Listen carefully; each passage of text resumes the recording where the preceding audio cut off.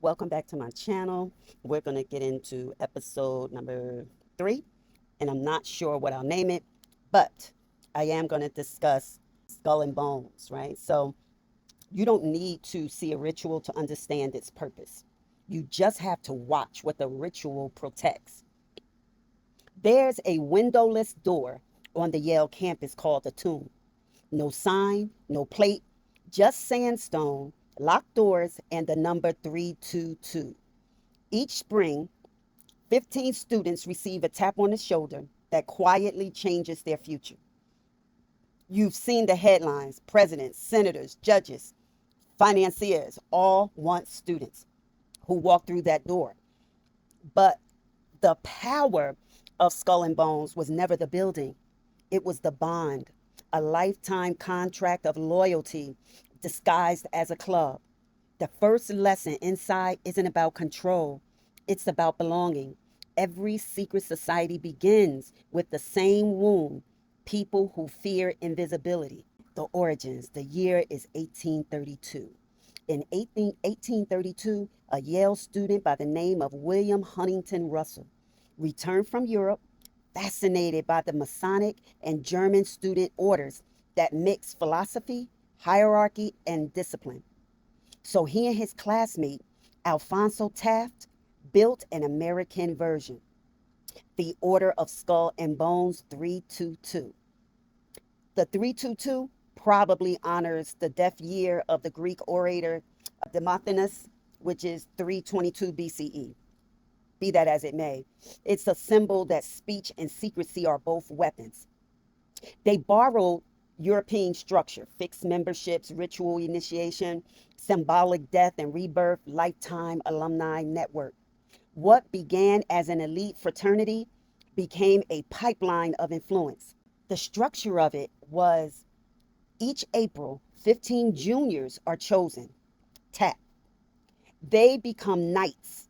Graduates are patriarchs. The tomb is their meeting hall. Deer Island, a private retreat on the St. Lawrence River, is their sanctuary. Inside, members take new names drawn from myth and history.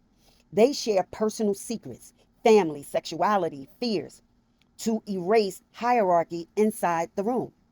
Confession creates equality. Secrecy keeps it contained. The purpose isn't black magic, it's psychological binding. When people reveal what could destroy them socially, they fuse trust that outlives graduation. That's the real mechanism, not occultism. Vulnerability traded for loyalty. Yes, there are rituals and rules. See, the accounts from former members described a mock funeral where initiates lie in a coffin. That's where they die. They die to the outside world and are reborn into the order. There are toasts, oaths, and coded phrases like "e kone." Its exact meaning debated, its function certain, to mark insiders. The aim is symbolic: ego death. Every initiatory culture, from monasteries to modern therapy, uses the same principle. Strip away identity, then rebuild it inside a chosen group. Rules are simple but strict: absolute secrecy, lifetime loyalty, assist fellow bonesmen whenever possible, and protect the reputation of the order. The price of entry is disclosure. The price of betrayal is exile. Now, there are symbols and numbers. There are actually 5 symbols and numbers. The skull and crossbones predates piracy. It meant mortality reminder, memento mori. For bones, it reinforces that all status is temporary and loyalty outlives life. The number 322 divides interpretation. Some think it's linked to Demosthenes, others to the founding chapter of a German society. Be that as it may. To the members, it is less about arithmetic and more about identity, a password that says, "I belong to the lineage." Symbols simplify memory, they condense meaning into image. In secret orders, the symbol becomes the conscience. You don't have to explain loyalty, you wear it. And they have a network of influence. Among Bones alumni is William Howard Taft. He was a U.S. President and Chief Justice. Averell Harriman. Henry Luce, which is the founder of Time magazine, George W. Bush, John Kerry, and Stephen A. Schwarzman. Not every member reaches high office, but the network creates access, the quiet privilege of the first phone call. It's not conspiracy, it's continuity. 15 members a year for nearly 2 centuries means thousands of connected professionals moving through finance, diplomacy, media, and law. The public sees coincidence. The insider sees fraternity because belonging is the oldest form of power.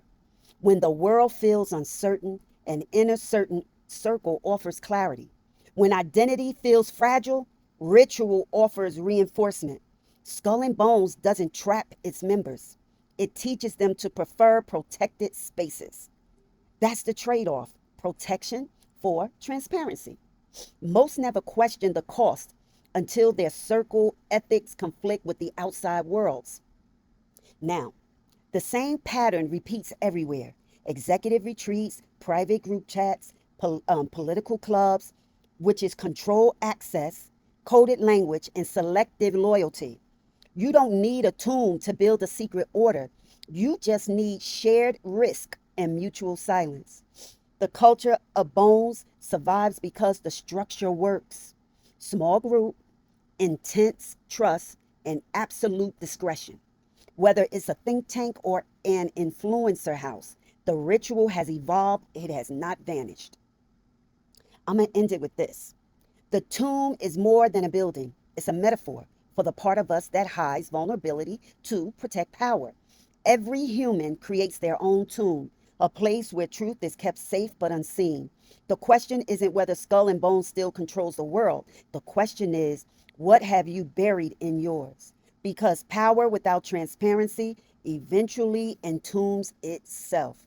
I want to thank you for visiting my channel, and I will see you on the next one.